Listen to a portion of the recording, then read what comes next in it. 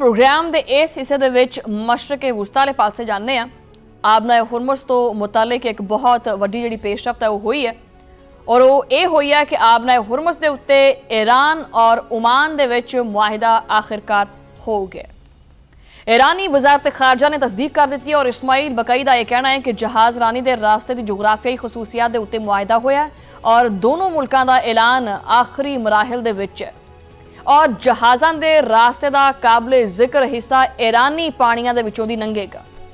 नवा मॉडल 60 सालां तक जारी इंतजाम तो मुख्तलिफ होएगा।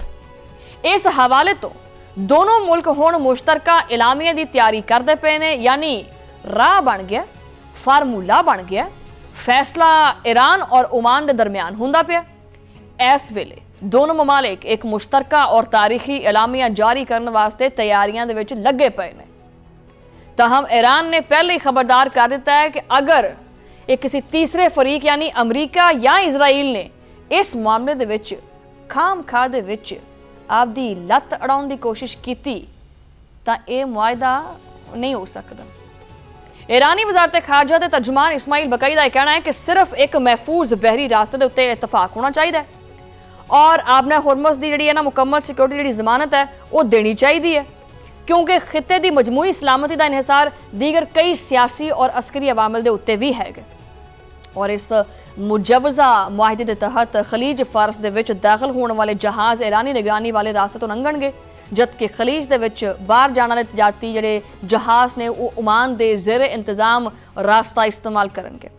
और जराए ये कोट करते पे है कि ईरान तजारती जहाज़ों तो 7% सर्विस फीस जी है ना वो वसूल करने का ख्वाहा है, चाहता है वो, जबकि ओमान 3% की तजवीज़ दिंदा पे। रॉयटर्स ने कहता पे है कि जी ये मुआहिदा ईरान वास्ते हुण तक दी सब तो वड्डी सफारती फतह साबित हो सकता है, क्योंकि ये खलीज दे विच बहरी आमदोरफ्त का जो असल कंट्रोल है वो तेहरान के हत्थों में आ जाएगा। लेकिन दूसरे पासे भी जाना चाहिए। दूसरे पासे डोनाल्ड ट्रंप दी बड़कां और ड्रामेबाजियां ने उन्हां दे उत्ते नज़र पाना बड़ा जरूरी है। मुज़ाकरात ईरान और ओमान करते पे है, रोड मैप ईरान और ओमान बनाते पे है, बहरी रास्ते ईरान और ओमान तय करते पे है। जो दो इलाकाई ममालक आपस दे विच बह के आपदे मामलात हल करते पे ने ते क्रेडिट लैण वास्ते सब तो अगे डोनाल्ड ट्रंप नजर आई जाता है।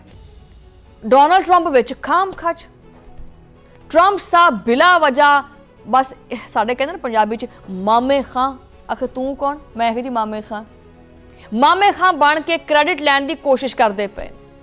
अमरीकी सतह का दावा है कि आबना हुरमुज़ छेती बहाल हो जाएगी और बहुत वड्डी ते चंगी गलबात चलती पई है। कमाल है बई, अमरीका नूं हर मामले के उत्ते बिन बुलाए मेहमान की एक पुरानी बीमारी लग गई है। बेगानी शादी में अब्दुल्ला दीवाना, तुसीं जुमला सुनिया होए ये वास्ते ही है। ये अब्दुल्ला है, डोनाल्ड ट्रंप जिहड़ा है जिस मुआहिदे दे विच अमरीका शामिल ही नहीं, ओदा क्रेडिट सदर क्यों लेंदे पे। डोनाल्ड ट्रंप की यह हुण दी आदत नहीं, पुरानी आदत है, वो ना ब्लड विच शामिल है। ये आदत ये खुद नूं हर मामले का हीरो बना के अपना पेश करता है। मैं ही हूँ, बस मैं हीरो हूँ जो भी ये चल रहा है। उन्होंने हुण एक नवा शोशा छड़ दिता है। उन्होंने दावा किया है कि ईरान ने वड्डे अमरीकी हमले के खौफ तो उन्होंने नाल मुज़ाकरात की इल्तिजा की और मासूफ दावा करते पे है कि अमरीका दूसरी जंगे अजीम तो बाद सब तो वड्डे अस्करी हमले की तैयारी मुकम्मल कर चुकिया सी, लेकिन अचानक असी तैयारी साड़ियां तोपां बिल्कुल रेडी सी, बस बटन नप्पण लगे सी बारूद बंब दा ईरान वाल नूं। अचानक जिहड़ा ना सानू ईरानी हुकाम ने फोन करके मिन्नतां कीतियां कि प्लीज़ डोनाल्ड ट्रंप ये मत करो, मिन्नतां कीतियां, बटन नप्पण लगे सी, कहंदा इत्थों बटन नप्पना सी तो फिर उधर ठा हो जानी सी। उन्हें कहा भी उन्होंने मिन्नतां शुरू कर दित्तियां तो बराह रास्त हमला ना करो, आ जाओ गलबात करते हैं। सवाल यह पैदा होंदा है कि ट्रंप साहब दे इस खोखले दावे दे विच किन्नी सच्चाई है, ये दुनिया सारा जानती है। ये दावा सबूत मंगदा है कि नहीं मंगदा, या ये महज अपनी एक सियासी साख बचाने वास्ते डोनाल्ड ट्रंप एक ड्रामा करता पिया। कि ट्रंप आपदी डिगदी हुई सियासी साख नूं बचाउण वास्ते ये फर्जी कहानियां बनाता रहिंदा? सच तो जनाबे वाला यह है कि इस वेले जंग और समझौते दे विच ये चीज़ां बुरी तरह फसियां पईयां ने। ट्रंप ने शुरू दे विच ईरान तो बहुत वड्डे मुतालबात किए, जोहरी प्रोग्राम का, मिसाइल सलाहियत का, इलाकाई इत्तेहादी का और खिते दे विच ईरान का असर। लेकिन हुण सूरत हाल बदलती हुई दिखाई दिंदी पई है। बहरहाल रिपोर्ट्स के मुताबिक अमरीकी तरजीह जिहड़ी है वो वड्डियां वड्डियां शर्तां तो हुंदे हुंदे उथों घट हो के आबरा हुरमस दे विच जहाज़रानी दी बहाली तक महदूद हुंदी जांदी पई है। यानी जो गल कदी वड्डे अमरीकी मुतालबात तो शुरू हुई सी, वो हुण बहरी रास्ता खुलवाउण दे उत्ते आ गई है। ये तब्दीली मामूली नहीं है, ये सफारतकारी की एक हकीकत है। जंग शुरू करना आसान हुंदा है, जंग तो बाद आपदे मकासद हासिल करना मुश्किल हुंदा है। दबाव पाना आसान हुंदा है, लेकिन सामने वाले नूं आपदियां शर्तां दे उत्ते लियाना ये आसान नहीं हुंदा। फाइनेंशियल टाइम्स की रिपोर्ट ने भी ट्रंप की इस हरदर्मी और नाकाम पॉलिसी का जिहड़ा भांडा है वो फोड़ दिता है। रिपोर्ट दसदी है कि अमरीकी सदर डोनाल्ड ट्रंप एक ऐसे मुश्किल दुराहे के उत्ते खड़े ने जिथे उन्होंने या तो फिर तबाहकुन जंग का खतरा लेना पएगा या फिर तेहरान दीयां जिहड़ियां सख्त शर्तां ने ये भी मननियां पैणगियां। और अगर ईरान और ओमान का यह मुआहदा तय हो जाता है तो आलमी तज्जियाकार इनू तेहरान की जबरदस्त सफारती और सियासी कामयाबी करार देंदे पे। दूजे पासे अमरीका के अंदर डोनाल्ड ट्रंप नूं शदीद सियासी तनकीद का सामना है कि आखिर खटिया की तू इहदे विचों, क्योंकि यह मुआहदा उन्हां दे शुरुआती दावियां और मकासद तो बिल्कुल ही पुठ है। ट्रंप ने ईरान के उत्ते दबाव पाने की हर मुमकिन कोशिश की, लेकिन आखिरकार उन्हों ही चुकना पिया। ईरान ने वाजे कर दिता है कि अमरीका नूं अपने साबका तमाम वादियां दे उत्ते दोबारा अमल करना पएगा और तमाम वादियां जिहड़ी खिलाफी की है उन्हां दा अजाला करना पएगा। हालांकि ईरानी हुकाम का यह कहना है कि वाशिंगटन के वलों मस्बत इशारे मिलते पे है और ईरानी सदर आपदे पुराने वादियां की पासदारी के उत्ते भी आमादा हो गए।